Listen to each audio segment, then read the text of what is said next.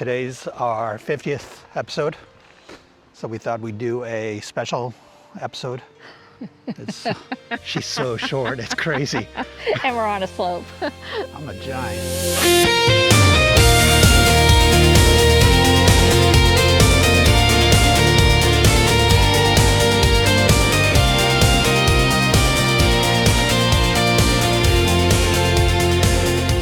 It's been 6 months since we moved here, and it's been a year. You should go on the other side. And it's been a year since we visited. Since we visited and started construction. So I started putting together our shed right over there. That's right. Well, I can't see you pointing and where. They can see me pointing. I'm pointing right over there. I can't see it. We were working on a shed. It just hailed like crazy. And now everything's beautiful again.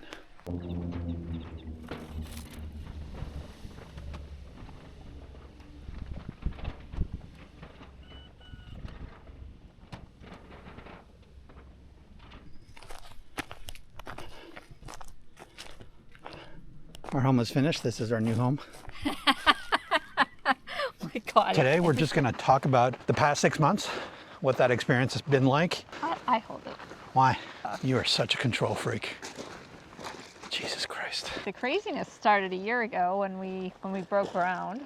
We came out here and we'll just, I mean, you've seen most of the videos, so we're just going to kind of fast forward through that until we got here. So went through all the construction. We had the delays. We sold our house in Massachusetts. We had to be here for a couple weeks before the movers actually showed up, so we stayed in Wintergreen, which was a fun experience. Then we signed the paperwork. We got into the house. We didn't have any of our stuff. We slept on air mattresses for a week. We started the process, and then the movers showed up. And but going back, let's just kind of pause at this corner here. Okay.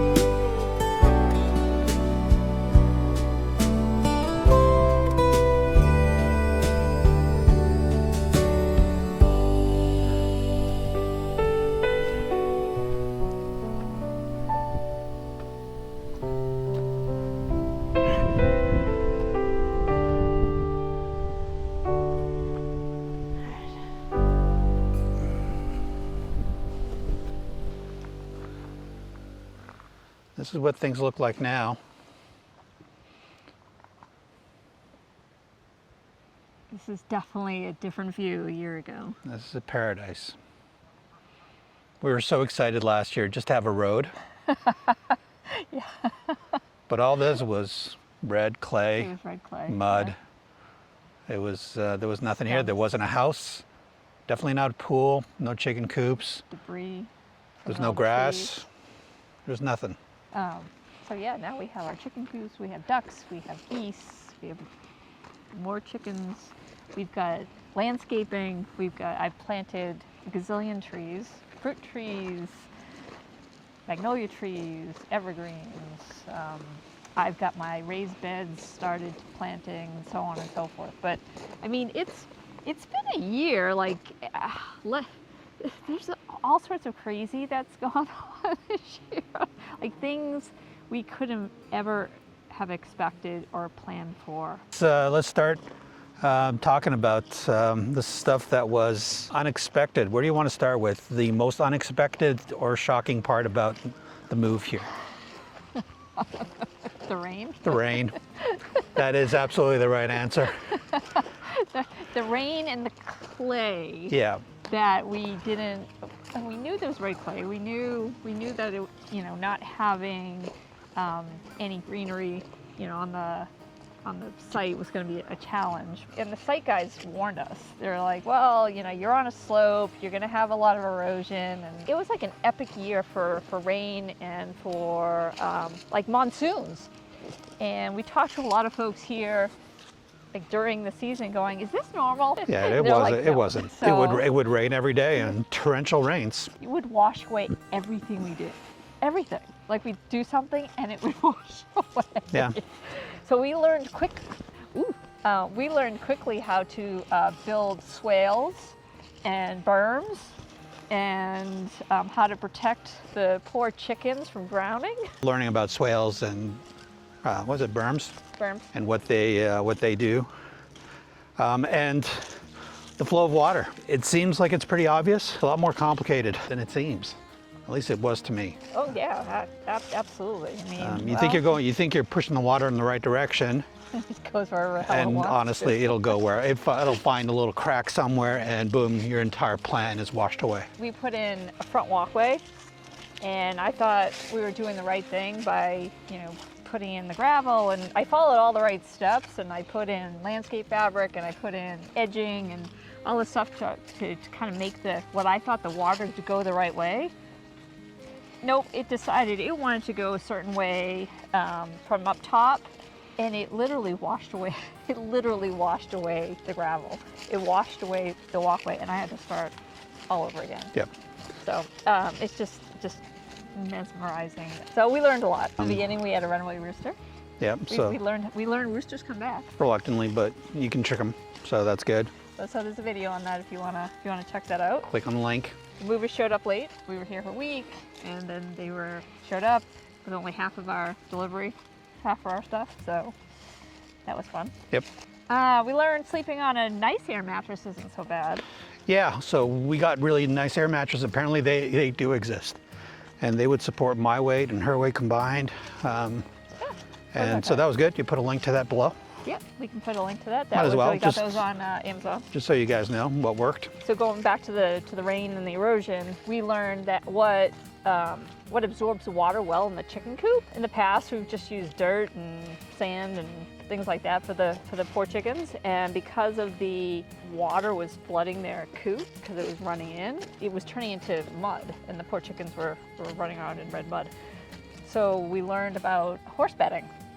So if anyone has challenges with water in their runs, horse bedding works awesome. The chickens were getting wet, and luckily it wasn't cold, but wet chickens and cold, that's how chickens die. We have to control that. It's all controlled now.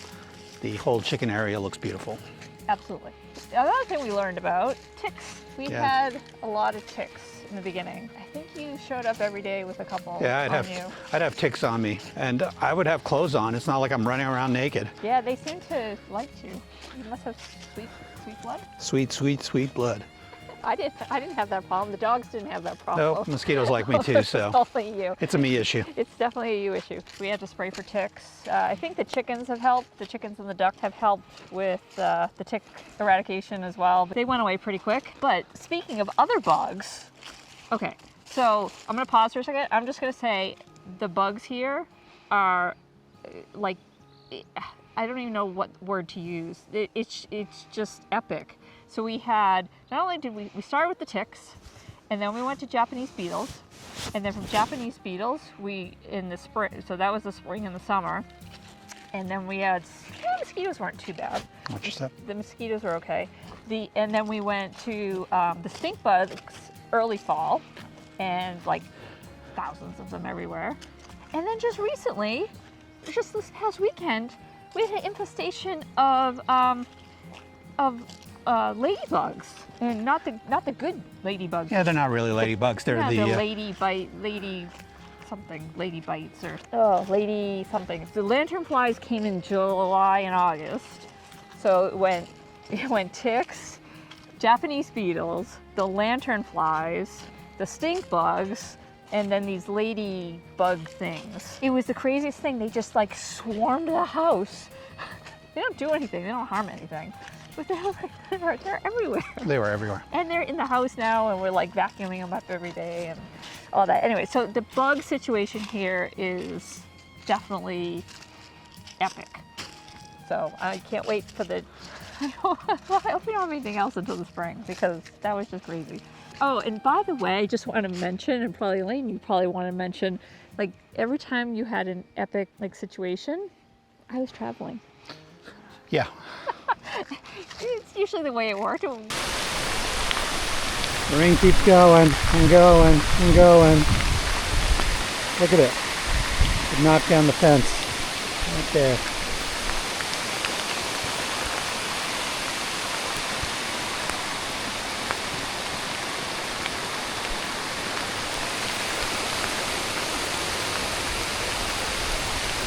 It's 7:10 right now. Andrea's on a business trip / vacation. It's Tuesday. I'm home alone. Still pouring rain outside. Not as torrential as before, but it's still happening. And we lost all the power in the house. So, yeah, not awesome. And that's our house way up there in the background. So we're at the bottom of our property. And then you can see our pretty house from back here, which is actually pretty. And you've cleared all these paths. See Yep. the path going up? Like this was something this is one of your projects over the over the summer was to clear the paths so that we can drive up and down and walk up and down, basically created trails.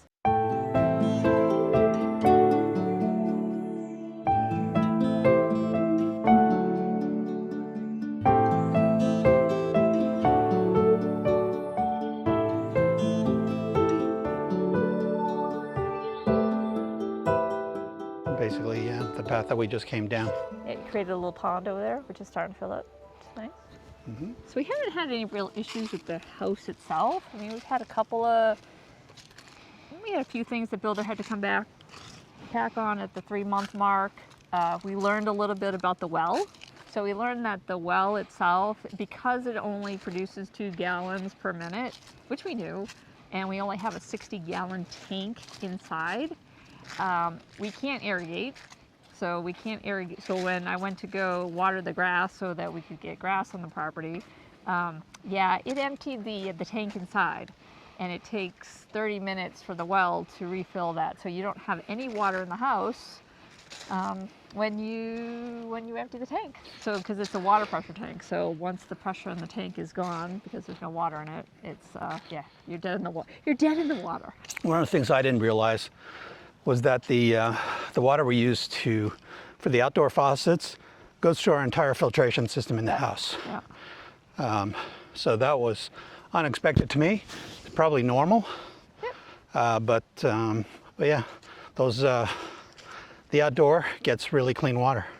We also learned that when we lose power, we don't have water either. That's right. So no power, no water, because the water pressure tank is connected to the electricity. So we learned how to use our portable generator real fast, because that's another thing we learned down here in Virginia with all the thunderstorms. We lose a lot of power, which we were warned about. Cookie warned us about that. Yep. Eventually we'll put in a full house generator, but that's a project for another day. In May, we installed our hot tub when we got here. That was fun.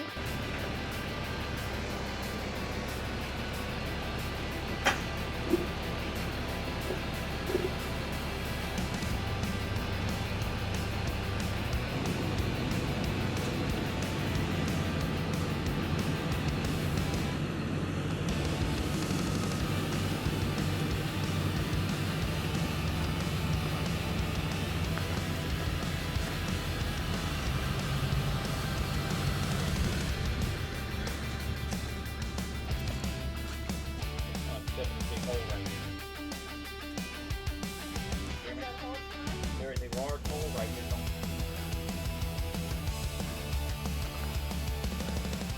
Hey, what do you want to tell Ty? Hold on, let me get it ready. All right, go ahead and table it down. Now you're good. Table it down.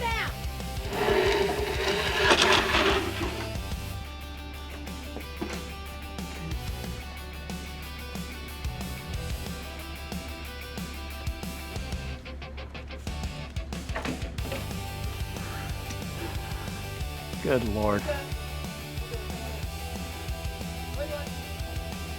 All right, so where it's sitting at now, I know we need to go out that way. So. Yeah.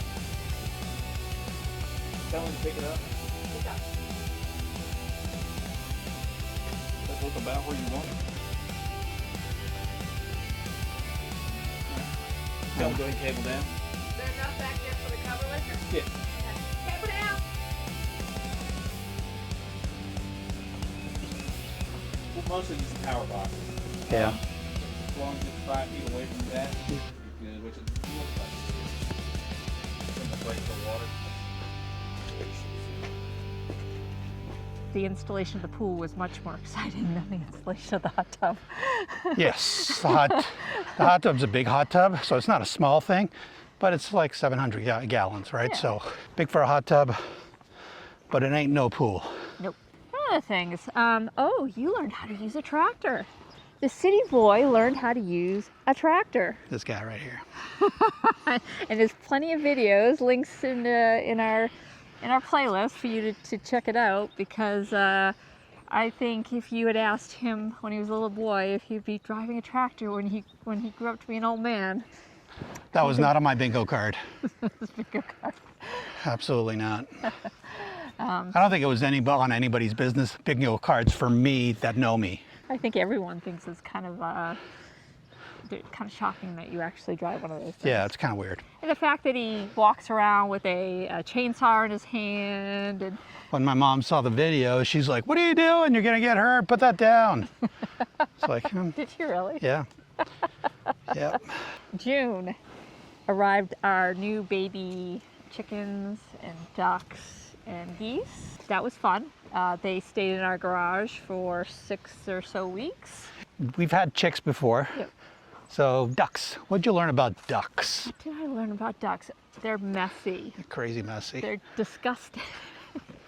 They're noisy. They are so noisy. They're loud. They smell.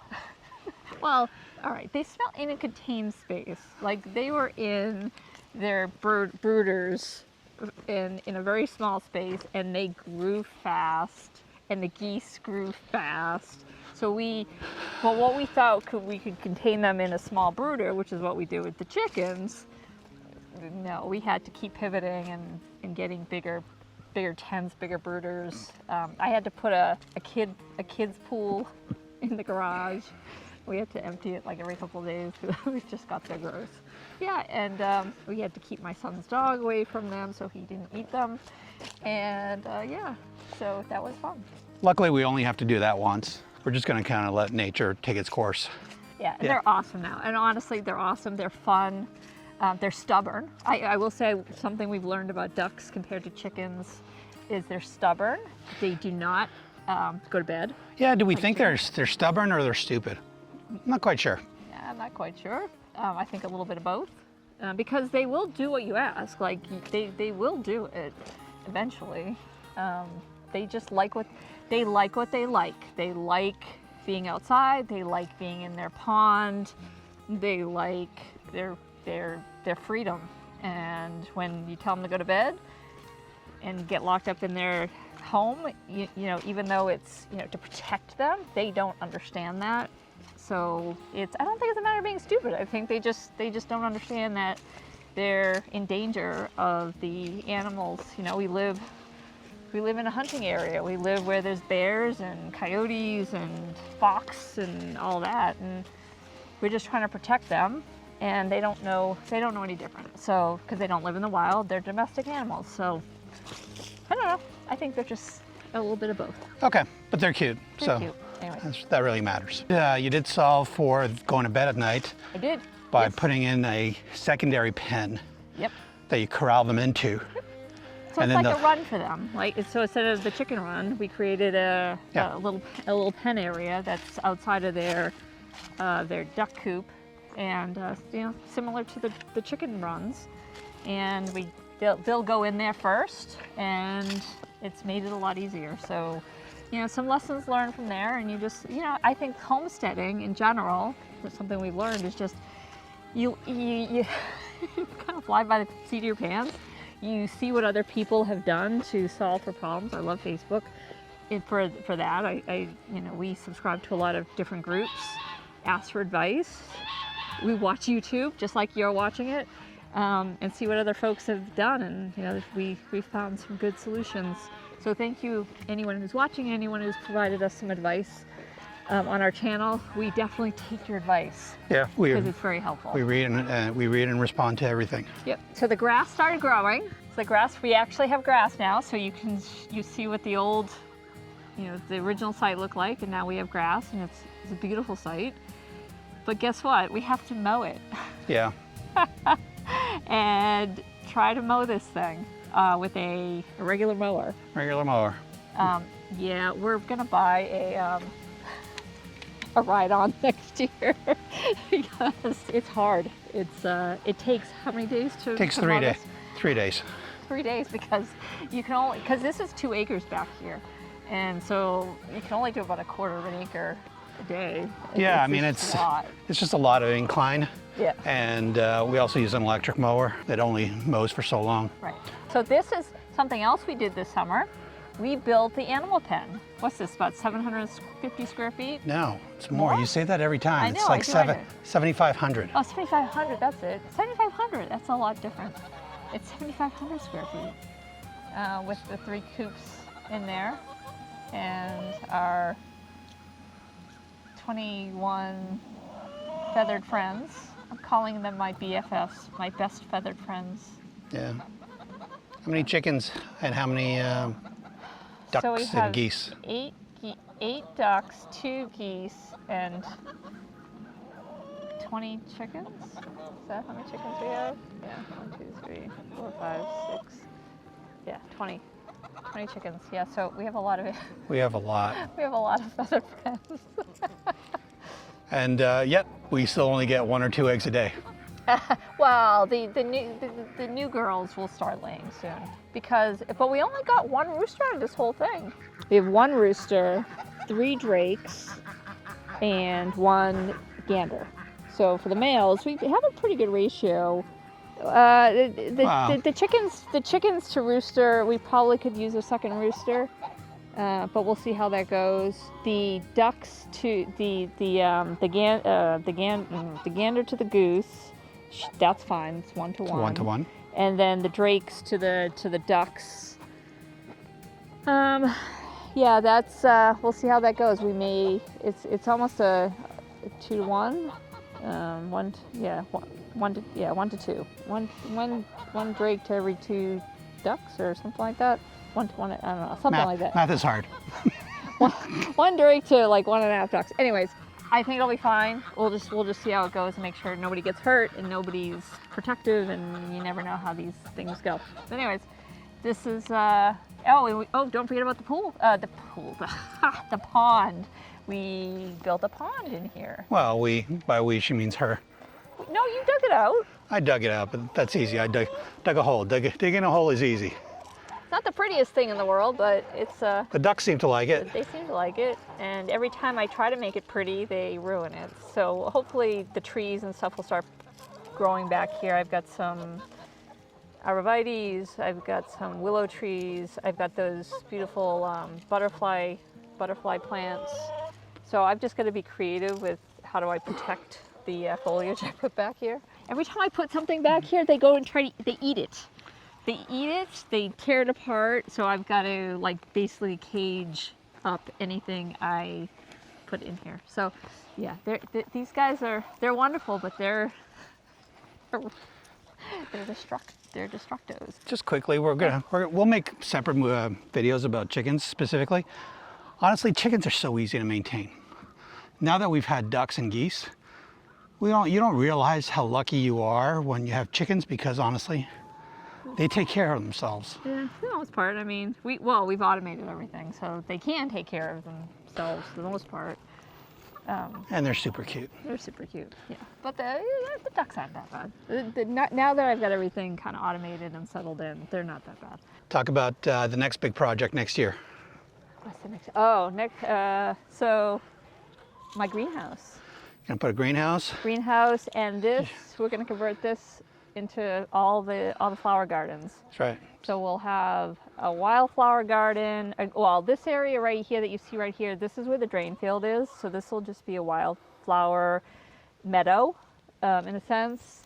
And then up towards the shed in the back over there will be a pollinator garden and a cut flower garden, and a greenhouse that I can futz around with all my plants and do my seedlings for my vegetable gardens, which you just saw over in front of the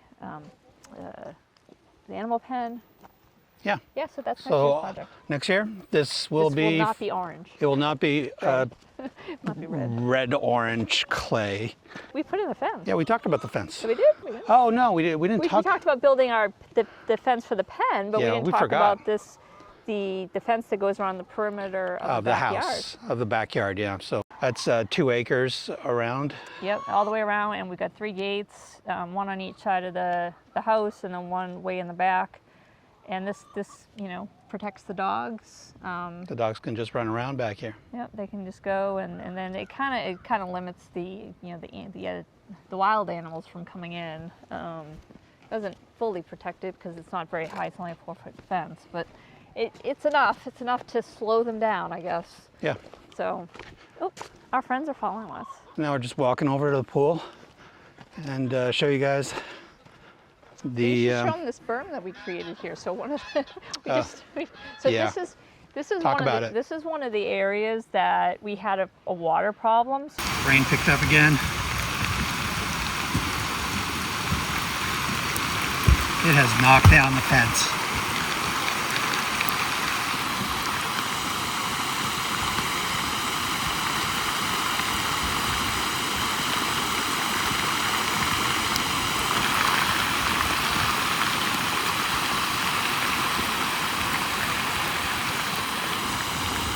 Because the water during those monsoons would just come rushing down right where I'm standing here, and it would go straight back. It would go straight back to the chicken area. So here, I mean, we had to do stuff, along the way. So we created, in front of the fence here, we created a swale and a berm, which started helping things, and we protected the fence. And then just recently, we had some dirt moved as we created a swale along the driveway, and we moved the dirt here, and we ran some gutter pipe from the house so that the runoff from the house goes all the way down around the animal pen, and then we've created a berm so that any water that comes from the top the property there will go down this berm and again around the animal pen and down the roadway we just came up. So again, us trying to control the water. We'll find out next time it rains heavy. Which won't be till next summer, so we'll figure it out.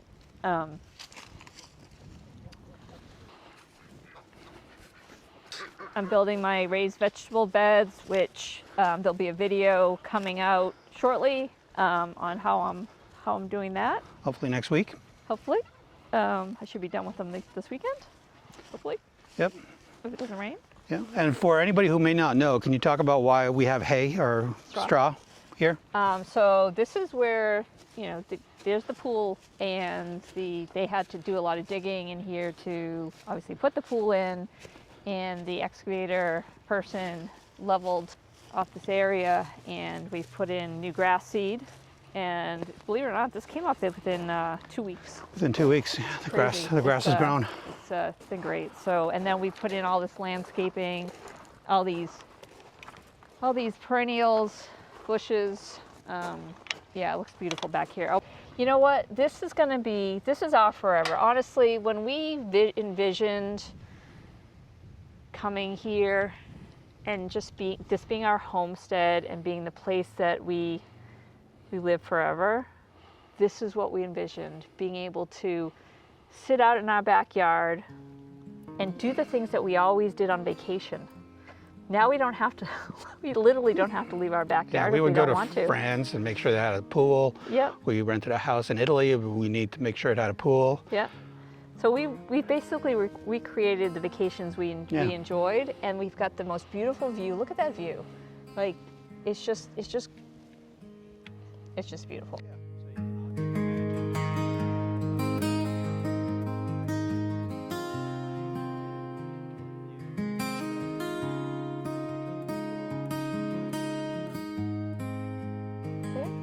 That was this is our last project, big project of 2025.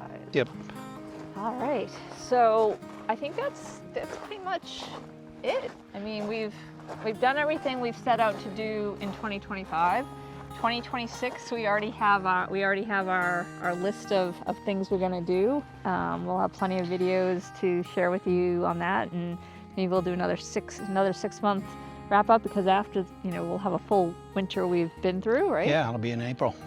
So, and so I'm so excited to look forward to seeing like everything that we planted. I gotta get short.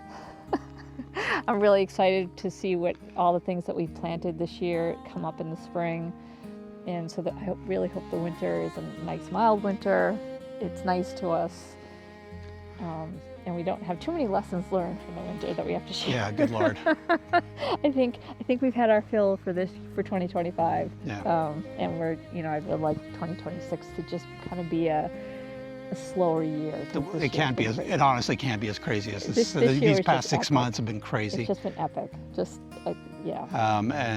It's not because we're crazy, honestly. It's just because, We're crazy. yeah, maybe. We're a little tapped, I think. Yeah, we didn't have to get, we had the chickens. We knew we were bringing the chickens, so we had the coop. Like, there's just some things we didn't necessarily need 20 more chickens and ducks. But it's done. That piece of the puzzle has passed, and now we're kind of enjoying things. So it was a lot, and it's better. I'm happy. Like, this is what we wanted. So. All right, so let's get back in the house. All right. And That's it. well, show the stairs that we. Oh yeah. That's the hot tub.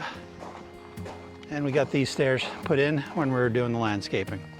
Because this was also a problem. So the runoff from the driveway, as you can imagine,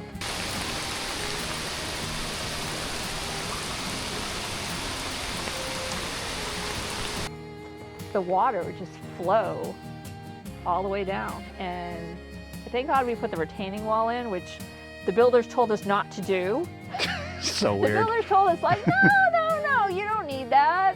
And then right at the very end, the on-site guys, the general contractor, was like, you really probably should put one in. So last minute, we had it put in, and we still had the flow. And, Yeah. and if we hadn't, this whole concrete patio would have been covered in red mud.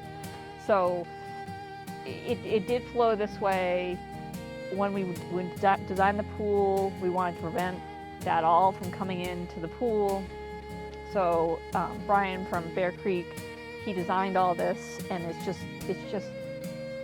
perfect. So Yeah. And the flowers are there to hopefully help absorb some of the water and get less runoff. and then there's these little, like you can see, we put these like little swales in to control the water. So that's runoff from the house where those rocks are. So those are the gutters from the house, and they put the rocks, and we learned something new about rocks. So we put those there so that it doesn't wash away. Rocks are not just aesthetics, you should explain. Yes. They're there to slow water, They slow the water down. So we learned that bigger rocks slow water down, which and- reduces the erosion. which reduces the erosion. Yeah, so we put one there, and as we walk up the stairs here, which is, again, these were not expensive. I just want to let y'all know, if you ever looking to need to put stairs in, like, this was not a very expensive thing to do. But this was this is Brian's idea of, so the water runoff that comes from the driveway, he basically created the swale here, and then there's a swale that runs across the property, just so the water that comes down from the hill, so the water runs off the driveway, it comes down this way, it runs down the swale, and runs around the pool area. So we've done a lot of things to control the flow of water, which again we'll find out next spring if our plan works. All right. It's time to go take care of the dogs now. Yep. Drink some wine. One last thing. Thanks to everybody for watching. I know that every minute's time out of your day, and it's appreciated. Honestly. Well, we hope you enjoy watching us. This is fun to do. We're just doing all this for fun. Honestly, this is great that you guys watch. But our goal, well, you know, tell the story. Hopefully, share our experiences, and other people who might have the same experience that are struggling can watch these videos and feel better that they're not alone struggling, or hopefully hear things or see things that'll help them out. Yep. That's it. Thanks, everybody. Bye. Bye.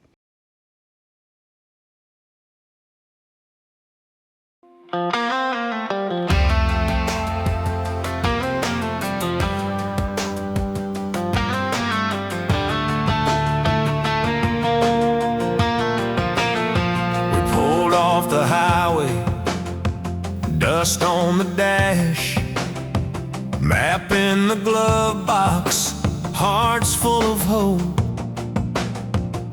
The realtor laughed when we said, this is the one. A plot of red dirt, wildflowers and sun. No big parade, no welcome sign, just a breeze in the trees and bees buzzing by.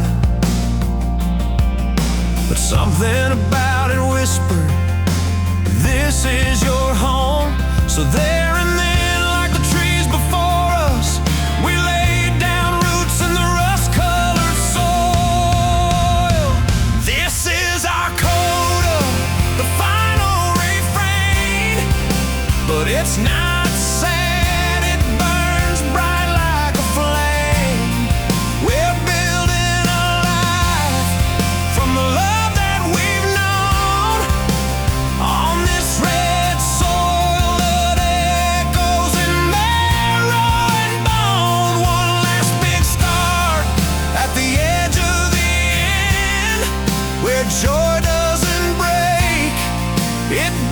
And it meant this is the place where we would sow a foundation that blooms long after we go. We ain't buying time, we're buying grace, a front porch view and stars we can trace.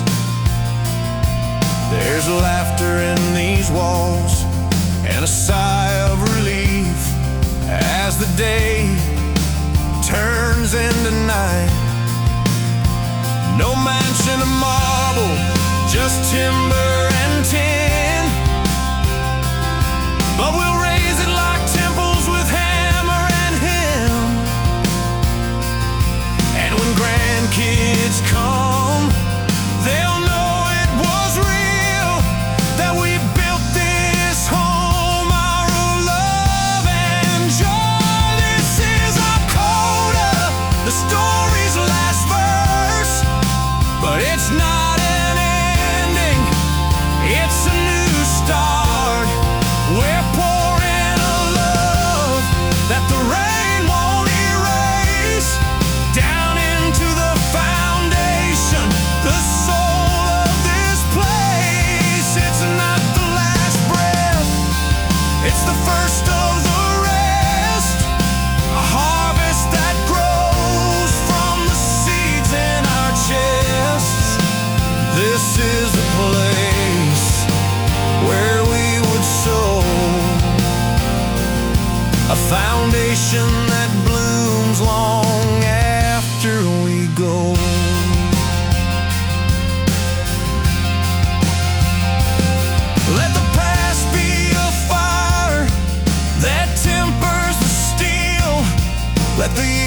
we've survived teach our hearts how to feel.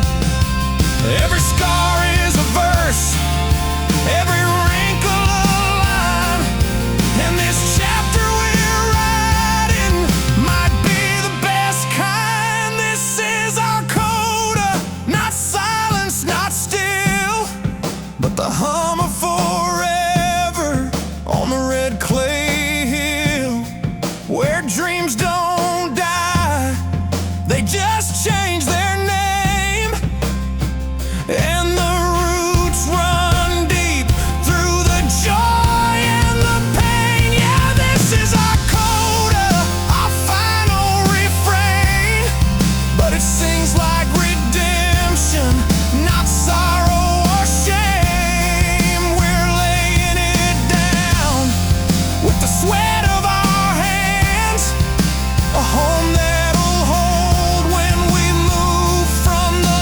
land. It's not goodbye, just a sweet hello to a future that rises in all that we sow. This is the place where we sow a foundation that blooms long after we go. Just two hearts and some red dirt below, singing softly long after we go.